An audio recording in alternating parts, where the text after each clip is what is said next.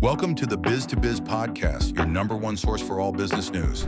Hello, everybody. Welcome to today's episode of B2B Vault, the Biz To Biz Podcast, where we don't like to wear ties. You can still make a sale without wearing a tie. You can do business without wearing a tie. I see all these guys, Mark Cuban and Gary V and Hermosi. They're all out there. So we're not wearing ties either. So today's guest is Jason Criddle. And he's an investor. He's built brands. He's an entrepreneur. And we're going to talk today. We're going to chop it up. We're going to talk about business, AI, the education system in the US. We're going to chop it up, what's going on. And, let's go. Welcome to the program. Man, not only am I not wearing a tie, I am wearing my favorite shirt. And I mean, I have a hoodie on over it. If you could see this thing, oh my gosh, it has holes and rips. There's more holes than there is fabric. But it was a really meaningful 5K, as a walk for Alzheimer's that I did I don't know, probably 6 or 7 years ago. And I have not stopped wearing this shirt. And I will wear the shirt while I'm recording with you. I will wear the shirt to a business meeting. It doesn't matter because it has some character. I think that there's definitely a place for a tie. I've been wearing a suit and tie on and off for the last 8 years. But I think that a lot of people put on a suit thinking that it makes them look successful. And I've gotten to the point to where I believe that wearing a tie makes you look like you're chained down to something. I think it also it's kind of like a mask, right? You're wearing a mask. And, I was listening to Robert Hershkovich on Shark Tank, and he talked about the first time he met Mark Cuban. And he said he learned a lesson. He goes, the most dangerous guy in the room is the guy wearing a T-shirt. Right. He goes, because you just don't know, what does this person have or not have, because they're just dressed so low key, Yeah. Yeah, I had a lady who worked for... and I even had many years of that where I was the guy in the room with the T-shirt and the shorts. But I had a lady that worked for, I can't remember the name of it. It's one of those suit companies, Jay Hilburn. And she was chasing me around for a couple of years before COVID and during COVID. And she was trying to get me to buy one of these $2,500 suits. And I thought it was really fascinating because about a year after COVID happened, they filed bankruptcy. And we increased 3,000%, and so the follow up was actually kind of funny because, she was just hey, I just wanted to touch base. We're basically having a sale, we're having a sale and I really want to get you in a suit. And I'm we had a substantial increase in growth during COVID. And I was sitting at home in my underwear most of the time. So I don't think I needed suit yet, Right. No, it's kind of, I've had those companies approach me, these different companies that dress executives. And I'm unless you have some casual wear, I'm not really interested. They do. And it's just $400 a shirt, Yeah, so, that's crazy. That's $400 T-shirts, right? Right. Made with who knows what, cashmere. Yeah. Something I'm going to sweat in all day. And it's, so what are you going to do, man? Well, what do you got going on in your part of the world, brother? Where are you? We're in Fort Lauderdale, Florida. Nationwide Payment Systems. That's a company I started in 2001. And, we also saw a big growth period during COVID. And mostly we see these growth periods when people are, I don't want to use a bad word, but people are being lazy or they're feeling down about what's going on.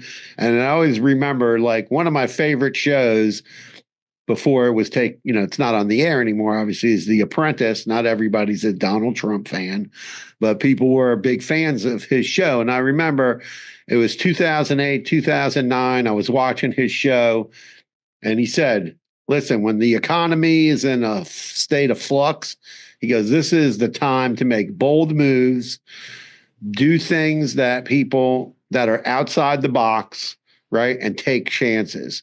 And as long as you measure that where you're not like dumping in a ton of money, right?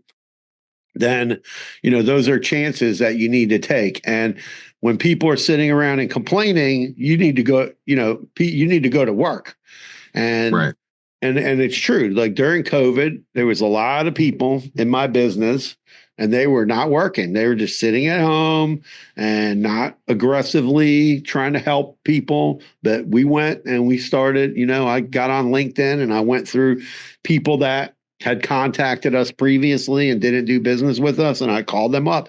Hey, do you need our solution now? Do you need our solution? Because we have a solution where you can mail out invoices and then someone goes to a website and pays by credit card or check, ACH, and tons of businesses needed that. And we picked up millions of dollars in processing volume from doing that. So you can't just sit around and go, oh, the government's doing this and the government's doing that. And the economy's in the crapper and eggs are $20 or whatever it is.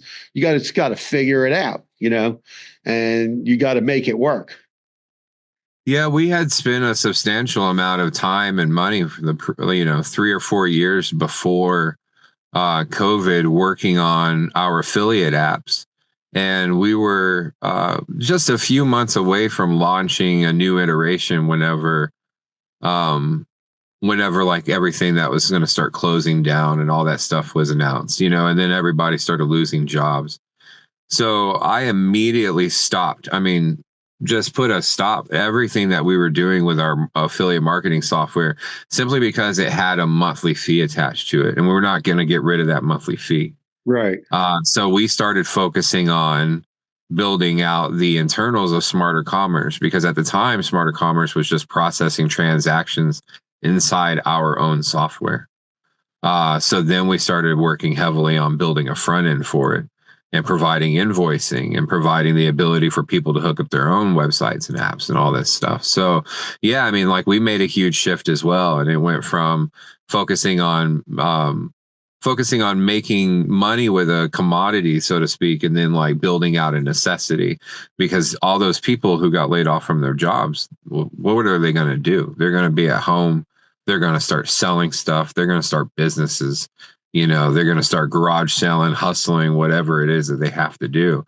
And so we even took like the professional side of Smarter Commerce and we started marketing it as like a hustle management software, and people picked up on it just using those little, keywords and everything that people were looking for, and then at the same time, the side hustle thing was super big during that time period. Developing a side hustle. Right. We went from, with Smarter Marketing, our slogan was make you an app. And that was the original slogan. And then we turned it into get your side hustle on. What you were talking about earlier, I just wanted to touch on, if it weren't for me reading Think Big and Kick Ass, like I wouldn't be where I am today. Like, that was one of, there was a time in my early to mid 20s whenever I was fighting for custody of my daughter, and I had to leave training, and then I had like personal training, and I had to find something to do at home. And I had been talking to a lot of companies, talking to a lot of people, and then talking to a lot of companies, and I started helping them build websites and stuff. But there were two books that stuck out to me. One was 4 Hour Workweek, by Tim Ferriss, and the other one was Think Big and Kick Ass by Donald Trump. And those two books right there were what created the software company that we have today. If it weren't for, like, I have goosebumps, like getting all over my body while I'm talking about it right now, because I learned for the first time how to really scale something. And I realized that what I was doing was not scalable because I was building websites for people. And even though I knew what they needed, they were wasting all of my time and profits on what they wanted. Right. So I knew that I needed to build a product that they could just use and then just focus on that one product. And then Think Big and Kick Ass really showed me how to be the business owner that stands out above and beyond everybody else in the room, like, and really how to become a brand, And that's one of the big differences between a small business owner and an actual business. A lot of people call themselves small business owners. I think a lot of people are hobbyists and they found a hobby that makes money sometimes. Right. But to get to a point to where it's a business and it's, you have customers that are being taken care of without you needing to be involved in everything. A lot of people kind of don't ever take it seriously enough to get to that point, and so they might have the tools or the software or the AI or the social media or whatever, but they never take the time to put the processes in place to automate things. And that's what I was always fascinated with, was automation, Right. Yeah. One book that like really affected me was Who Moved My Cheese? And, by Spencer Johnson. And, that was a really important book to read. Somebody gave it to me when I first started my company. And, and I read the book, and then he gave like a little class on it. And I've actually given people gone to like some couple of friends of mine workplace and went to their workplace, give everybody the book, give a little speech. They go home and read it. And then the next day we discuss, what the business aspect of what that book was talking about. And it's super important, to, sometimes, think, especially now, technology and AI, everything is moving super, super fast, and you have to be able to make adjustments, And I think when we talk about small business, a lot of people think small business is just somebody sitting in the corner of their bedroom, but small businesses for us actually ranges up to about, 5, 10, even 15 million a month is still a small business. You're not Walmart, at that point, so you're still considered a SMB, small to medium sized business owner, even probably up to 20, 30 million. You're in the medium category, because a lot of times it's measured by number of employees. But one thing I think people struggle with when they first start a business is hiring their first employee. What do you think about that? Yeah. So I started as a kid. I started mowing lawns as a kid, and I did pools and landscaping like all the way through my early 20s until I got into personal training. And that was like my first big shift in career training. And then I got into like consulting and coaching. So I was like a kid whenever I realized that I can only mow so many lawns until I have somebody helping me mow lawns. Right. And whenever I would bring on somebody to help me mow lawns, I wasn't worried about the way that they were using the lawnmower. We were both going out there and we were getting things done. A lot of people that, a lot of entrepreneurs and new small business owners, they have an element of control that they have a problem getting past, where they believe that everything needs to be done their way. And if it's not done their way, then everything's going to collapse. And, that's where micromanagement and everything comes. So at some point, especially if you're on your way to automation, because I absolutely agree. I would say like our average customer is probably like $100,000 a month. And then we have customers that are doing up to, $10 million a year, and then, a few $1,000,000 a month. To get to that point, you can only do it with people. You have to have people. And then not only do you have to have people, but you also have to have people that are better than you at the things that you're not good at. So that comes down to being honest with ourselves and realizing what our strengths are. And that's the thing. Most entrepreneurs are good at their thing, but they're not good at human resources or customer service or training or sales or leadership or anything like that. They might be a really good plumber, but everything else that's involved with running the business, Well, I think if you own a business, you definitely have to get involved in sales, because if you have to be a salesperson, especially when you first get started, because you're basically selling yourself at that point. Right. And I believe, that's what I was going to say. Like, I think the goal of most entrepreneurs is to become a business owner. But I think that the success, like real success in entrepreneurship comes from learning the basic concept of business. A lot of people that go out there and try to start a business, they've never done it before. So they weren't employed, they get laid off, they get fired, and then they try to do something like this. And then you have people who have always just kind of done it on their own. So like once you learn how to build a business, then you can build any business. And that's one of the big things, so like you look at whenever we first got on the call, you were like, it looks like you do a lot of stuff. And I'm like, yeah, it looks like it. But at this point, I don't really have to anymore because you kind of put that same model behind everything that you do. Right. Yeah. It's like like someone said to me the other day, I was talking to some people, they were like thinking about like, oh, for kids, like they're high school kids, right?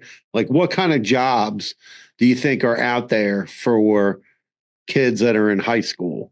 And I was talking to, a group of business people, and I was like, listen, we have a huge problem in the United States. Okay.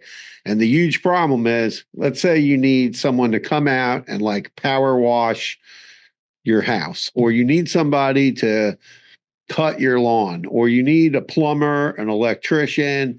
You need, like, I'll tell you one thing, like anything involving like remodeling your bathroom and stuff like that. I have like a couple of friends of mine, like they have my friend started a business remodeling bathrooms, right? He's so busy, he's booked out for like the next 6 to 8 months of remodeling bathrooms. That's insane, right? Because you can't find anybody, and then people are calling him for jobs. And he's like, well, I can get to you like 6 months from now. Right. And even fixing air conditioners and all that. And I was telling one of my friends, and I said, I'll tell you a story. I have one of my friends, she goes, her son, he went to college. It wasn't for him. So I sat down with her son and I was like, hey, maybe you should try like a trade. So he ended up going to work for an HVAC company. And now he's like one of the managers running the whole place, doing sales, being a manager, and he's making a 6-figure income. Right. Most of these people come out of college and they're very disappointed at the jobs that they get. So, you have to, and then the other jobs where there's like, we were talking before about people offshoring or nearshoring. They call it all these weird things, programmers, social media, editing videos. Like, I mean, I get messages from countries I don't even know where they are. Oh, we have software. We'll edit your videos for you. We'll edit your podcast. No. I'm not letting them do that. But I'm just saying, like, a lot of these jobs they're disappearing because of these websites like Fiverr and Upwork. And, someone will say, like, I had a friend of mine was making websites. You said you got started making websites, right? And he says, he'll give a quote, and then the person will say, well, I got somebody on Fiverr to make it for $300. It's just crazy. And the other thing is AI. I tell everybody, you have to learn how to use AI. I don't care what you're doing today, right? So, get ChatGPT, pay the $20, get an account, learn and learn how to write prompts, learn how to figure out ways you can use it in your business. I take it all the time. Someone will send me a contract. I'll upload it there and I'll ask it a question like, oh, are there any minimums in this contract? Or do you see any liability, clauses that would cause me to have liability? And ChatGPT will go find it for you, right, whether it's 5 pages or 20 pages. Right. So, and I mean, it's not even just the GPT models. It's, and instead of outsourcing your video editing to somebody on Fiverr, I would rather use the AI software, the video editing AI software, and then learn how to do it myself. Right. And then that way I learn, not only do I learn something, but then I don't have to go and pay somebody to do it. It's funny, like 2 weeks ago, I was having a conversation with an old buddy of mine, and we were talking about his son who dropped out of school. But his son is doing very well. He's working on race cars now. Ooh. But we were talking about how the last couple of years in high school are pretty much worthless. And we were talking about how college was supposed to be made as like higher education, continuing education. It was made for people that needed it. But then somewhere along the way, it became like, well, once you graduate high school, you go to college. Well, a lot of those degrees and school, the curriculum that people are going to college for is for particular jobs that don't really exist, but service is always there. Right. And the service will always be there. And we were talking about how wouldn't it be great if you choose not to go to college, if you choose to go to college, then your junior and senior year in high school should be focused on preparing you for the career that you are working on and going to college. And then if you're not planning on going to college, then the last 2 years of school should be trade. And that's it. Learning how to, do nails, HVAC, refrigeration, work on cars, do tile, it doesn't matter, build houses, whatever it is. And that's something that we definitely need to bring back in schools is learning trades, having auto shop, having home education classes. And then I believe then that could also help with a lot of these kids, because a lot of these kids, they're sitting at school. I have a 15-year-old daughter and she's homeschooled. Thank God. But a lot of these kids are sitting at home and they're literally looking forward to growing up and having a YouTube channel. And I don't think there's anything wrong with having a YouTube channel. I mean, we're on YouTube right now. I think that the only reason why you and I are doing any kind of media whatsoever is because we're sharing education about something that we built. And once you get to that point, if you're an entertainer, if you're a content, I guess if you're successful, but just like the NBA, just because you can play a basketball or pick up a basketball, it doesn't mean you're going to the NBA. Right. So we got to look forward to more things than having a TikTok account. And that can't be what we look forward to when we graduate from high school. Yeah, like I have 2 children, right? So I have my son, Jacob, who I'm super proud of. He struggled in school, and I remember, he worked like retail, and he couldn't get promoted at one company. So I said, go work somewhere else. And now, he's a GM of a clothing store at the mall. And he was telling me, he's like, oh, last year I increased sales at my store by almost $700,000. I mean, that's pretty good. Okay. Increase the sales, through his management running the store. My daughter, on the other hand, was pretty much like she's pretty much a genius. She was in high school and she was in an international baccalaureate program, which is like what you're talking about, preparing somebody for the difficulties of college. She was going to go study chemistry. And then the first week she was at college, she goes, Daddy, I want to be a meteorologist. And I sent her to the office and they told her there's no meteorology. I go, there's University of Florida. There's a TV station, agriculture. There's some meteorologist at this school somewhere. So go ask him who's the meteorologist for the school. And she went and met with him. And she transferred from the School of Science to journalism. And he designed a curriculum for my daughter. And she was the first freshman he took through a meteorology education. And she actually is the first graduate from University of Florida program to become a chief meteorologist at 30 years old at the TV station she's at. Look at you, proud dad. That's awesome. So it's, I like, it's important, but she got a master's degree and she just got invited by a local college and she starts next January. She's going to be teaching meteorology to aviation students at a local college. Yeah, it's pretty funny. I was going to say, like, when I was in my early 20s, I was learning how to fly a helicopter. I was working towards my private pilot license in a Schweizer's 300 CBI, a little bubble mosquito-looking helicopter that had a Toyota Corolla engine in it. But yeah, I mean, like, I learned more about meteorology and weather patterns than I did about flying. And that was part of it. I mean, like, for every hour you were up in the sky, you were doing 5 hours of classroom. And of that 5 hours of classroom, half of it was weather. Yeah, it's super. I didn't even know apparently the college has a new aviation program and they need a meteorology professor. So she's, Right. she has a master's degree, so she can do that. No, but it's super. Here's two kids completely opposite, right? Right. And you don't need to have. Here's a major clothing brand that my son works for, and you don't need a college education to run that store. Right. You just need to get trained so you can do the job. That's it. And that's what people need to understand. There's jobs out there, right? And there's jobs out there, but you got to apply yourself. You got to work hard. And then you have to be willing to do, whatever these these different jobs. I mean, I know plumbers and air conditioning people that make over 100 grand a year. Some of them make 200 grand a year. Right. Right.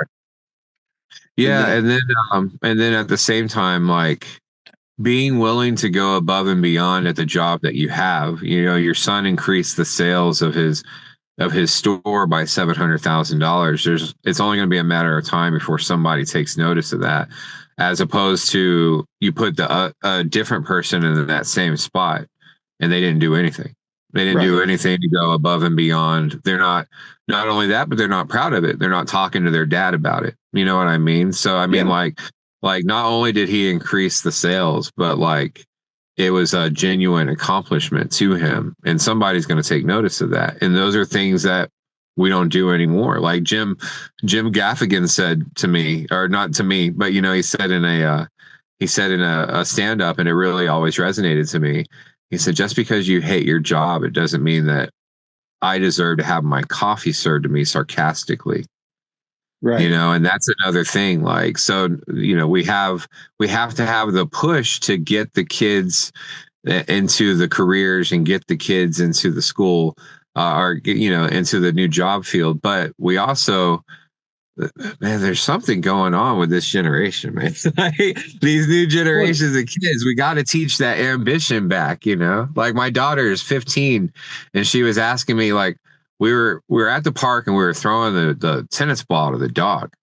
And my daughter, she was like, Dad, she's like, I really want to start learning driving. She's like, do you think I'm ready to drive? And I took the tennis ball and I just like tossed it to her just so she could catch it. You know what I mean? And she like ran like a bomb went off. I mean, the ball just surprised her so much. She ducked, she moved out of the way and everything. But if somebody threw that tennis ball to you or me, we would have caught it. And not only would we have caught it, but we would have done it without thinking about it. And so what I was using it as an example, like whenever she ran for the hills, whenever I underhand tossed her a tennis ball at 1 mile an hour for her to catch, I talked to her about how that could be a car that shifted in her lane suddenly. Right. And I would worry about how she would react. And then not only that, but I would worry about how a lot of the kids in her generation would act if they were behind the wheel of a car. And then we got into talking about how, well, thank God, like the robotic cars are starting to come out right around the time where all these kids are starting to get licensed, Well, I saw one of those, what is that thing called? The Woo something. It's like that taxi with no driver in it. So apparently, like in San Francisco a couple months ago, I don't know if somebody hacked those cabs, but they started like going around in circles and crazy in a parking lot where they were parked. Go figure, right? I mean, I don't know. I'm going to get in a cab and nobody's driving it. That's going to freak me out. Right? Yeah.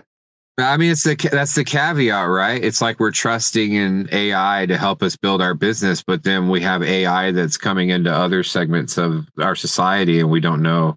I mean, like robots. I mean, like within the next 3 to 5 years, there could be robots walking around everywhere.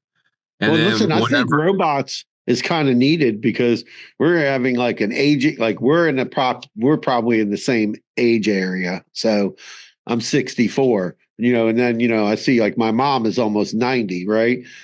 And then, I talk to friends of mine, they're like, oh, my parents are getting older, and there's like not enough, whatever you want to call them, old age homes, right? So probably the only way to get around that is to either train people that can live with older people right, and help take care of them, or the older people are going to end up having a robot Right. in their house to help them with, chores and different things like that, Right. cleaning and all that. It's crazy when you think about it. Like that could be the future 10 years from now. There's robots in your house, like cleaning and doing all this stuff. Yeah, like things we saw on the Jetsons, man. Like all these little robots doing different things. But that's what I was saying. Like that's the caveat, right? It's like a catch-22. It's like we want to bring our jobs back to America. We want to bring back manufacturing. We want to bring back job skills and everything. But what are we going to do whenever a robot can like fix your roof, work on your car, and do all these things better and cheaper than a person can? It's kind of up in the air, like where we're going to go as a society. We have to figure out, how that's all going to work and how they're going to provide people with, we'll have Star Trek. No one will have money. So yeah, everybody's yay, a Trekkie. I love it, man. Yeah, and it's something that I always come back to, because whenever I was a kid, I used to watch Next Generation, and I thought that that's how adults acted, and I thought that that's how the real world worked. Right. I thought that everybody was just like logical, and even if your imminent death was happening in 3 seconds, everybody worked together as a team to make sure that it didn't happen, and then you just go on to life as normal on your next episode or your next day. Yeah, well, everybody like on the ship had a job, right? Everybody had some kind of job they were doing, or cook, even though the computers were cooking or whatever, but everybody had some sort of job. And and that's what it is. And then there's no money, there's no need for money anymore. You're just going to go to a job. I mean, I don't know if we're headed that way, but obviously society, everybody had their, maybe somebody was a manager, so they got a little bit bigger apartment. Their crew quarter was a little bigger than somebody who wasn't a manager. Right. But, right. Who knows what's going to happen? We probably won't be around when society evolves to that. Right. When it gets to the point to where there's no war and people are just working together on things. But I mean, I agree. I like it. It makes me think of this. There's this movie, The City of Ember. Have you ever seen it? No. It's a kid's movie. It's about this a huge group of people, thousands, tens of thousands of people that live underground during, there was like the destruction and the end of the planet. And like I said, it's a kid's movie. It's actually really cute. It has Bill Murray. It has Tim Robbins in it. It's a good movie. And it's following these kids who are trying to escape this underground world and see the surface for the first time. But the whole thing is in this little city that's under the ground, everybody has a job. Everybody has a job. And then from the time you're born to the time you die, you have a job, right? And so it's like you're always working towards this job. So, this kid, this main kid he's working in this factory that like processes the water. And there's a guy that sits next to him, and all this guy does is pull this lever. And then he pulls this lever, and he pulls this, and that's all he ever does. And then this kid gets hired to press this button. Yeah. So the guy's, the kid's pressing a button, and he's sitting next to a guy that pulls a lever. And then one day an alarm starts going off, and the kid's like, what do we do? And he looks at the guy that pulls the lever, and the guy that pulls the lever is like, I don't know. I've never been taught how to do anything except pull this lever. That's crazy. You want one of the things, like when we're talking about AI, the biggest thing I see going on with AI right now, like the biggest time savers, is we got a tool to help us with SEO. And I literally I don't want to even joke.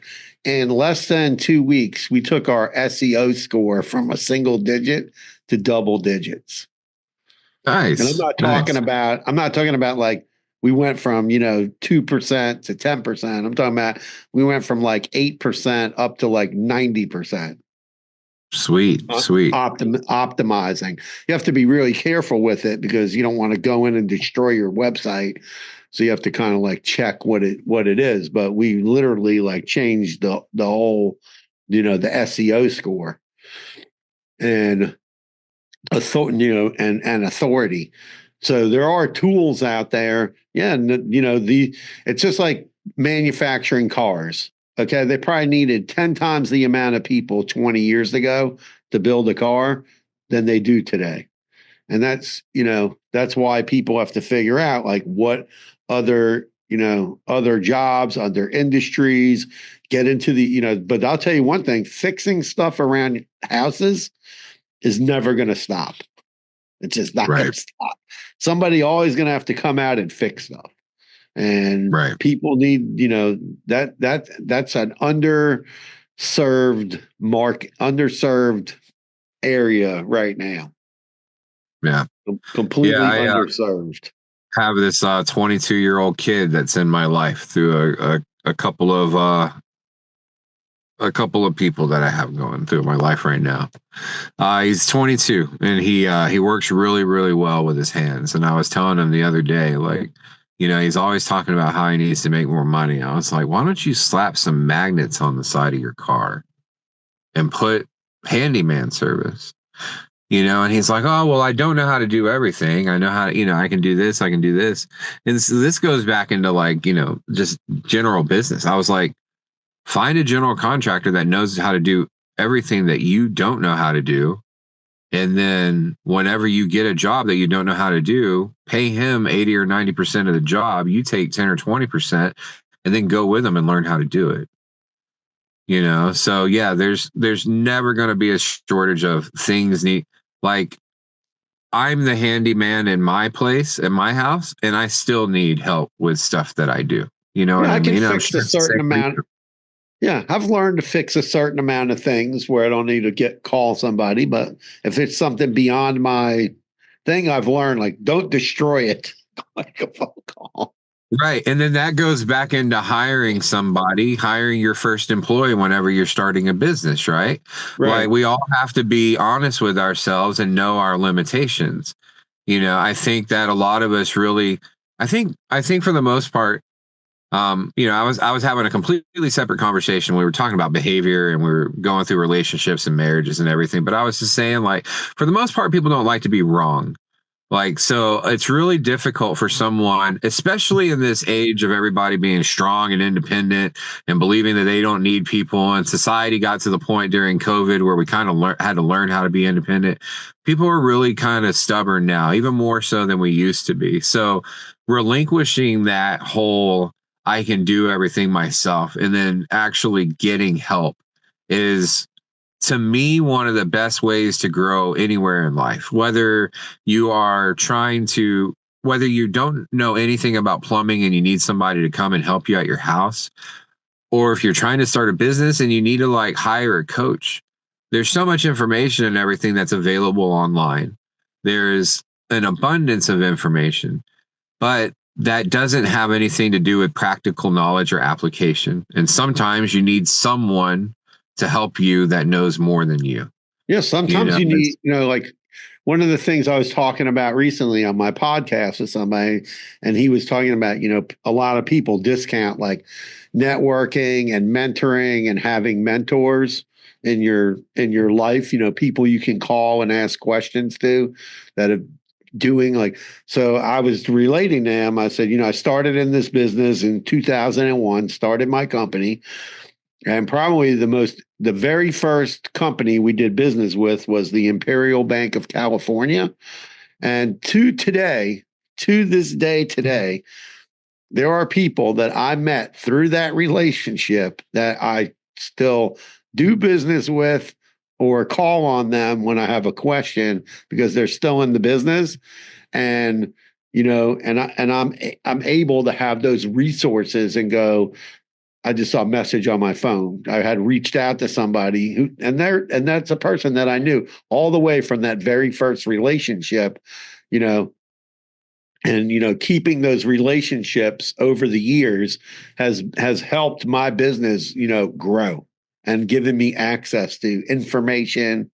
And, when those people moved up in business, right, I was able to, follow them along, get business relationships and things like that from them. So it's super important, for people, especially young people, to have somebody that's mentoring them, that's in their same business or has a business and can offer them, oh, call me if you have a question about this or that, things like that. Super important.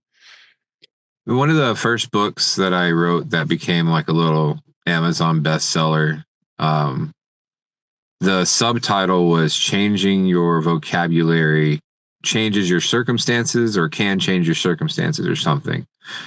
And one of the things that I talk about a lot, even to this day, whether I'm lecturing at a school or it doesn't really matter. If you want something in life, like without getting, theological, you hear this saying, some famous quote we might have heard somewhere. In the beginning was the Word, and the Word was God. So I take that same philosophy and I apply it to anything that I want to create or manifest in my life. If you want to do something, then you need to communicate with people that can make it happen. You need to start having conversations about that thing that you want as often as possible, and have conversations about it with people, and let those conversations lead you to introductions to other people. To me, like, that's what the investment world is all about. Right now, we're in the process of trying to acquire a racetrack. Like not a gas station, but an actual 3.1 mile technical track where, we can take our cars around and everything. Oh, and cool. So it's been an amazing, an amazing ride for the last 6 to 8 months, because I was already so heavily into car culture and to going to car meets and car shows and everything. But now I've simply changed the conversations that I'm having in those exact same places, and it's leading me to the people that throw down money on racetracks, and so you can go to the car show and you can look at the Honda Civics, or you can go to the car show and you can find the guy that owns the McLaren and figure out what he does for a living, and then get him in your network. All right, so let's wrap up the show. If you were going to give 3 pieces of advice to somebody, a young person today, or somebody starting a business, what would it be? Find somebody that, first, make sure you have a customer. A lot of people go through a whole lot of headache and riffraff putting together websites and business cards and logos and all kinds of stuff because they had an idea. They don't even know if anybody wants it. So before you ever start doing anything, like, validate your idea by getting a customer.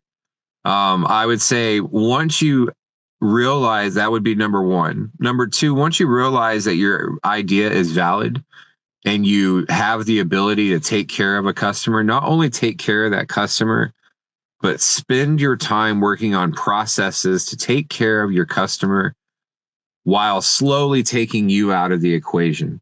That's the reason why I like digital products, because people can download, people can buy, people can get the product delivered, people can go all the way from I don't know anything about this to getting educated, to making the purchase, to becoming successful with that product, and they don't have to have anybody talk to them. That's what we do at grocery stores. That's why we use the computers and the programs we use. And then third, if you are going to go all the way from validating a business and then, actually going through the processes to take care of customers, then scale it and then take it seriously. One of the things that I see that, the little things that keep the small business owner from going into the multiple millions of dollars a month or a year is, sometimes our tummy hurts, and sometimes our kids are late to school, or they're running late. But if we're making the decision to be in business, then those little things can't affect our business. We have to hire the right people. We have to take care of our customers. We have to diminish the ability, or the possibility of liability or lawsuits. Like you were saying with contracts, we have to try and be like established businesses. And so if, whatever it is that you purchase on a regular basis or wherever it is that you shop, really take the time to look at how does that business run and why do I enjoy doing business with these people, and then start following those models yourself. You can use AI to make your business a whole lot bigger nowadays than it really is. And that can really help you get ahead. All right. So thank you, Jason, for joining us on the show today. Great advice, great conversation. Everybody, if you enjoyed our show, we'll be posting Jason's contact information. You can hook up with him on LinkedIn or me, and you can follow the show on YouTube, Spotify, Apple Podcast, everywhere you can listen to podcasts. We're there. And thank you again for Jason for being on the show. B2B Vault, Carpe Diem. Peace out, everybody. Have a great day, and let's get it done. Thanks, Alan. All right. Thank you.